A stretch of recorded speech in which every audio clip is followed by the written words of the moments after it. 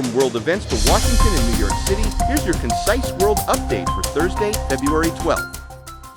President Donald Trump said Wednesday that he urged Israeli Prime Minister Benjamin Netanyahu to keep negotiations with Iran moving forward over a potential agreement on Tehran's nuclear program. Zelensky dismissed reports that he was preparing to announce elections. On February 24th, he reiterated that elections could only take place when security conditions allow. 10 people, including the gunwoman, were killed after an assailant opened fire at a high school in Western Canada on Tuesday, in one of the deadliest mass casualty incidents in the country's recent history. NATO on Wednesday unveiled a new military initiative dubbed Arctic Sentry, designed to strengthen security in the high north, just a month after U.S. President Donald Trump escalated tensions within the alliance by threatening to annex Greenland. Trump administration officials said the initial lockdown at El Paso International Airport was triggered by suspected Mexican cartel drones that entered U.S. airspace. The FAA had grounded commercial cargo and general aviation flights, with the restriction originally set to run from February 10th to February 20th.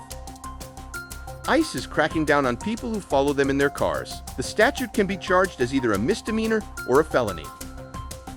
A Romanian fugitive has been returned to New York City to face charges in connection with the 2022 hit-and-run death of a 74-year-old Queens man.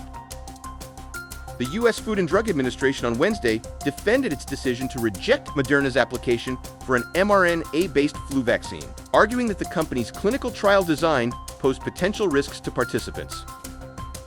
Senate Democrats signaled they were unwilling to back down on their demands over Homeland Security funding, raising the prospect of a partial government shutdown as Republicans race to keep the agency funded. The Republican-controlled House of Representatives voted Wednesday on legislation that required proof of U.S. citizenship to participate in the November midterm elections. A federal grand jury declined to approve criminal charges against several Democratic lawmakers who appeared in a November video telling U.S. service members they could refuse to carry out unlawful orders.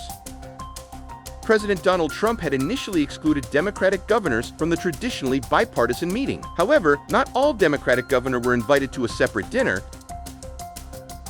Unionized nurses at the Mount Sinai Health System and Montefiore Health System voted to ratify new labor contracts, ending a month-long strike. But nurses at New York Presbyterian Hospital overwhelmingly rejected a similar deal and will remain on the picket line.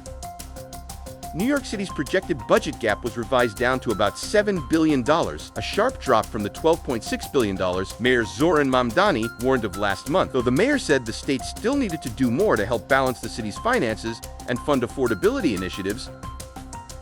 New York City's tow truck industry has undergone a dramatic shift in recent years, with a surge of unlicensed operators now rivaling and in some cases surpassing the number of authorized tow trucks across the 5 boroughs as enforcement has waned. A veteran officer with the New York City Police Department was indicted this week on misconduct charges stemming from 2 on-duty encounters with civilians in Brooklyn. Stocks ended little change Wednesday after an upbeat jobs report reassured investors about the economy but dampened expectations for near-term interest rate cuts. U.S. job growth picked up unexpectedly in January, and the unemployment rate fell to 4.3%, pointing to continued labor market resilience that could give the Federal Reserve room to hold interest rates steady as officials assess inflation trends. From the Middle East to Wall Street, you're up to date.